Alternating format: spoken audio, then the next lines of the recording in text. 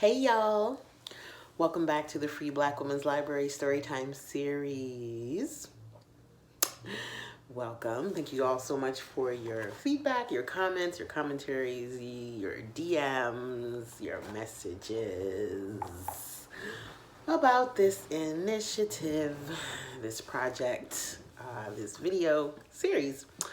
I'm really excited to share that I just won a micro grant from the Laundromat Project for this series. So that's really exciting and affirming.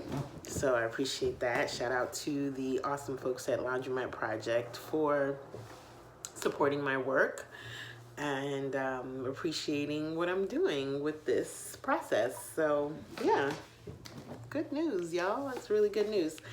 And really fun to share good news in this moment, because these are tough times. But anywho, today's selection is actually not a short story, but a piece of prose. So it is a literary piece. It is a short literary piece, but it is not a short story, okay? It's prose. So every once in a while, I'm gonna hit you with something different from a short story, just to kind of like switch things up. And that's what's happening now.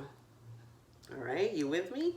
Awesome. So today's piece is from a really incredible book, as always, written by Morgan Parker, and it's called Magical Negro.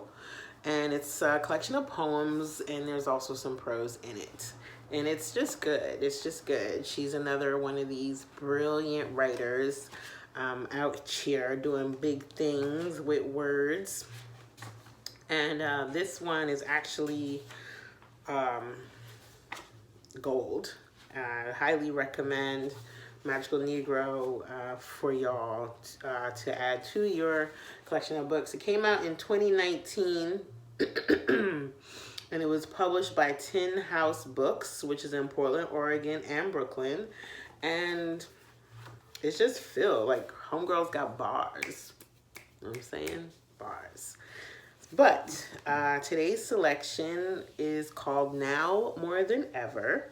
And once again, please check the description box and captions for writing prompts, discussion questions, self-journaling, reflection type questions that are inspired by this piece. And feel free to engage with that in any way that makes sense for you. All right, so let's get into it. Now More Than Ever by Morgan Parker.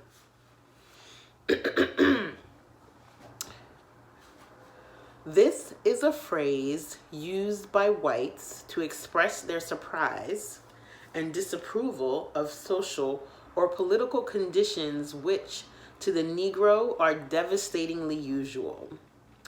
Often accompanied by an unsolicited touch on the forearm or shoulder, this expression is a favorite among the most politically liberal but socially comfortable of whites. Its origins and implications are necessarily vague and undefined.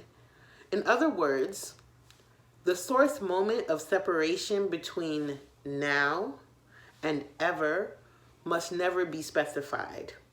In some cases, it is also accompanied by a solicitation for unpaid labor from the Negro, often in the form of time, art, or an intimate and lengthy explanation of the Negro's life experiences. Likely not dissimilar to a narrative the Negro has relayed before to dead ears. Otherwise, in response to the circumstances occurring now as ever, but suddenly and inexplicably more than ever, this is an utterance to be met with a solemn nod of the head, and eventually and most importantly, absolution, which all good whites are convinced they deserve. When a time or era achieves more than ever status, many Negroes will assume duties kindred to those of priesthood. Example, receiving confessions,